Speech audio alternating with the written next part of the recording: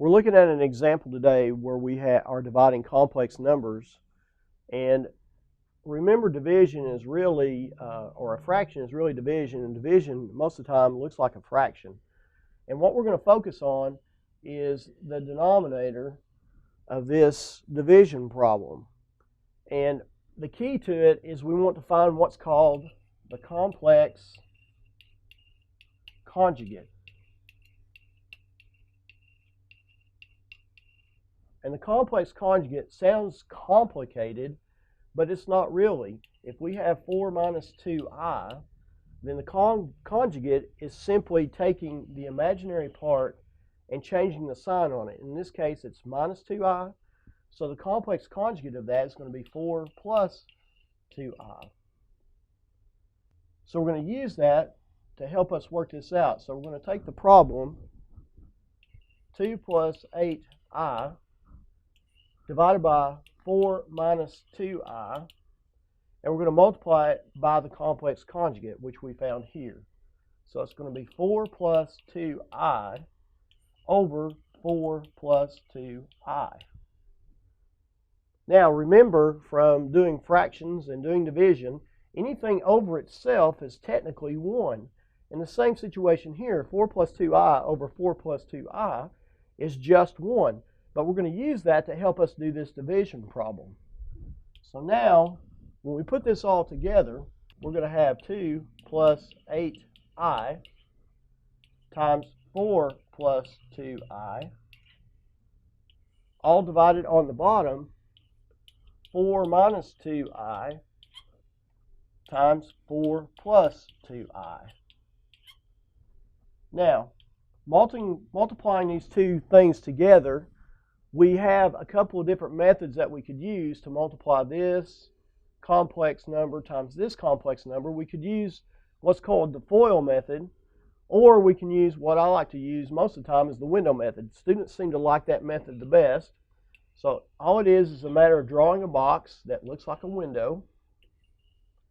And I put the terms here and here on the side. So I put 2 and 8i. And I'll put these terms across the top, 4 and 2i. And if it's positive, I leave the sign out. If it's negative, then I put the sign in. In this case, it's negative, so I'm going to leave the sign out. So now I'll multiply this row times this column. So it's going to give me 2 times 4 gives me 8. This row times this column is going to give me 2 times 2i gives me 4i. And then I'm going to drop down to this row now, and I have 8i times this column. 8 times 4 is 32i. And then this row times this column, I have 8 times 2 gives me 16. And then I have to do I times I gives me I squared. Now I'm going to pull those parts out. So I'm going to have 8 plus 4i plus 32i plus 16i squared. Now notice the middle terms are alike, so I'm going to combine those together. So I have 8, and I have 4i plus 32i gives me plus 36i plus 16i squared. Now I have to deal with the I squared. And I squared, we have to go back to the definition of what I is. And I is the basis for the complex number plane, the basis for imaginary numbers, and we know that I is defined as the square root of -1. So if I'm dealing with I squared, then by virtue of substitution, I substitute in the square root of -1 for I, and I square it. Well, when I square a square root, it eliminates each other. So that gives me just a -1. So I'm going to substitute that value back in here for I squared. So that's going to give me 8 plus 36i plus 16 times a -1. That gives me 8 plus 36i. And 16 times a -1 gives me a -16. Now I have two real parts to this, so I combine the two reals. I have 8 and I have -16. If I combine those, that gives me a -8 plus 36i. That's going to be the top part. Going back up, looking at this, that's going to be my top part of this when I multiply those out here and here. And now I just got to do the bottom. So now I'm going to come back down here and I'm going to focus on the bottom portion of this. 4 minus 2i and 4 plus 2i. So again, I'm going to use the window method to do this. So I draw myself a box like a window. Remember a moment ago I said if I have a sign, I put the sign in. So on the side I'm going to have 4 and then minus 2i here.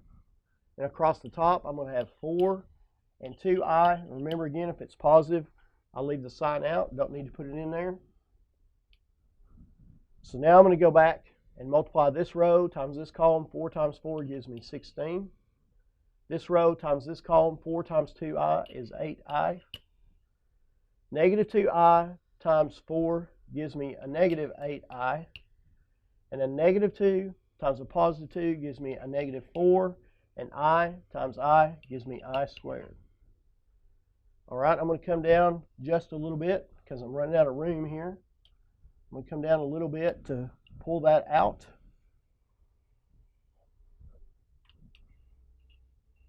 So I guess I have room here. I'll try to squeeze it in. I'll just change colors so you can see it a little better. I have 16. And notice the minus 8i and the plus 8i. Those zero each other out. And then I have just a minus 4i squared. Well, we came down here and we done this portion and we found out that I squared is negative 1. So I'm just going to substitute that back in. So when I do that, that's actually going to be 16. And negative 4 times the negative 1 is going to give me a positive 4. So this is going to give me actually a real number that I'm going to use. It comes out to be 20. So I'm going to substitute that back in down here for my denominator.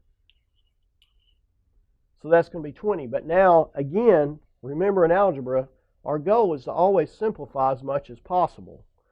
So I'm going to split this out into two fractions. So I'm going to have a negative 8 divided by 20.